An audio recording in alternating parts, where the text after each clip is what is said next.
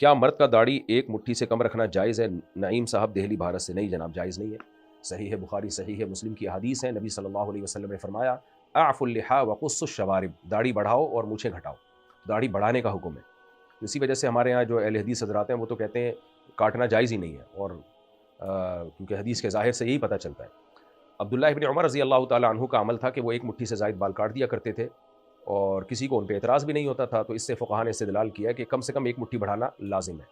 تو اگر کسی نے حدیث کے ظاہر کو لینا ہے تو پھر تو اہل حدیث کی رائے کو لے کہ کاٹنا جائز ہی نہیں ہے، لیکن لوگ الٹا اجتہاد کر رہے ہوتے ہیں کہ لیبل حدیث کا لگا رہے ہوتے ہیں اور کہتے ہیں ایک مٹھی سے کم کاٹنا بھی جائز ہے، کیونکہ حدیث میں کہا ہے کہ ایک مٹھی داڑھی رکھو۔ بھائی حدیث میں تو علی الاطلاق ہے کہ بڑھاؤ، تو اس کے حساب سے تو آپ کو اہل حدیث کی رائے کو فالو کرنا چاہیے کہ بڑھاؤ، اگر حدیث کو دیکھنا ہے۔ یہ تو فقہاء نے گنجائش دے دی کہ ایک مٹھی تک بھی بڑھا لیا تو کافی ہے۔ تو یہ وہ اجتہاد ہو رہا ہوتا ہے جو خواہش نفس کی بنیاد پہ ہوتا ہے کہ آپ حدیث میں وہ تبدیلی کر رہے ہیں جو آپ کو پسند آ رہی ہے۔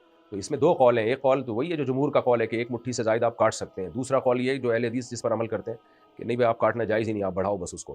تو ان دونوں قولوں میں سے کسی قول کو لیا جائے گا، اور یہ جو تیسرا قول نکالا ہوا ہے آج کل کے کچھ اسکالرز نے کہ ایک مٹھی سے زیادہ چھوٹی بھی کر سکتے ہیں، اس پہ کوئی دلیل نہیں ہے، کیونکہ بڑھانے کا حکم ہے نا، تو بڑھانا رکھنا اور بڑھانے میں فرق ہے۔ حدیث میں یہ تھوڑی داڑھی رکھو، حدیث میں اعفوا اللحى، بڑھاؤ اس کو، تو کوئی تو لمٹ ہوگی نا بڑھانے کی، یعنی کم سے کم تو کوئی تو لمٹ ہوگی۔ تو یہ جو کٹانا ہے کہ ایک مٹھی سے کم، یہ تو کسی کی بھی رائے نہیں ہے، اور اگر ہو بھی تو اس رائے کا کوئی اعتبار نہیں ہے۔ قرآن و سنت کے خلاف اگر کسی کی رائے ہے تو اس کی کوئی شرعی حیثیت نہیں ہے۔ ہونا یہ چاہیے نبی صلی اللہ علیہ وسلم کے حکم کو دل و جان سے فالو کرنا چاہیے بس۔